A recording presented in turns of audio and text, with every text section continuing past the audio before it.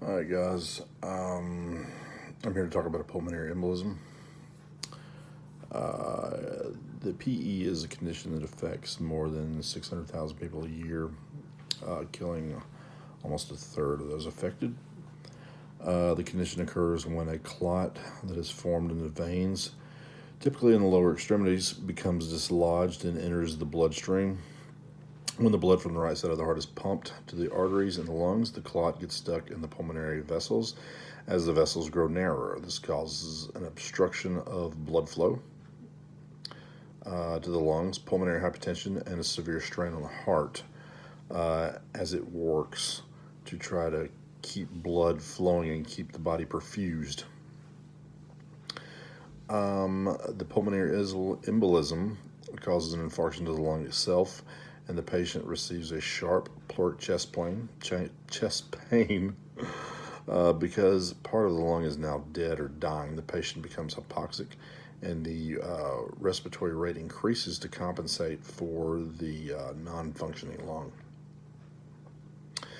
Depending upon the size of the clot and how much blood flow is obstructed, a pulmonary embolism symptoms range from mild shortness of breath to respiratory distress to cardiac arrest.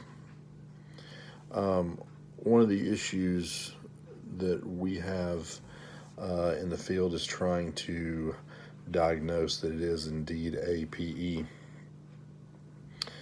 You know, we're taught in class to look for the shortness of the breath, chest pain that gets worse with inspiration and coughing out blood.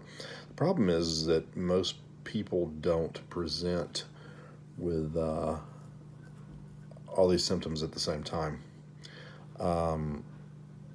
So it's important to keep in mind the diagnosis for all patients with a sudden onset of tachypnea, tachycardia, and hypoxia. And also the PE should be suspected in patients with a new onset of wheezing or rales, but they don't have any type of history of any type of underlying lung disease, COPD, or anything like that. Basically, the field treatment is kind of slim to none. There's not a whole lot that we do, honestly. It's mainly supportive.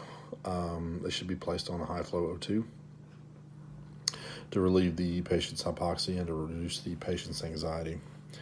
They want a large IV, preferably placed in the AC, although I have seen it done with as small of a IV as a 22. But with a larger IV, it's just easier to get the contrast pushed through because generally you got a machine that's pushing the contrast through. The patient can also be treated with narcotics as long as you pay attention and make sure that it doesn't make them hypotensive, or if they're already hypotensive, you don't want them getting worse.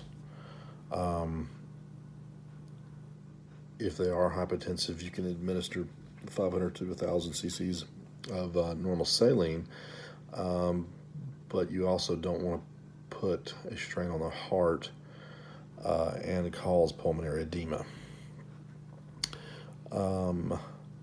If the patient remains hypotensive, you can sometimes use a vasopressor that doesn't cause significant tachycardia like Levophed. Most patients will have chest pain as a symptom of PE, and a lot of times you can give aspirin and nitro as a part of the protocol, and neither one of those is supposed to help nor harm. However, after speaking to my ER doctor today, he said more than likely, he said if he was sure, beyond a shadow of a doubt, that it was a PE, he probably would not give the nitro. You can also do a 12 lead on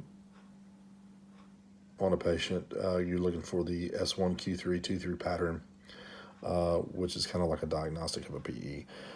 In this rhythm, there's a prominent S wave in lead 1 and a Q wave and inverted T wave in lead 3. Basically, that's about it. Give them a diesel bolus so you get to the hospital, the appropriate hospital as fast as you can, and get them in. I appreciate it. I hope you all enjoyed this wonderful video.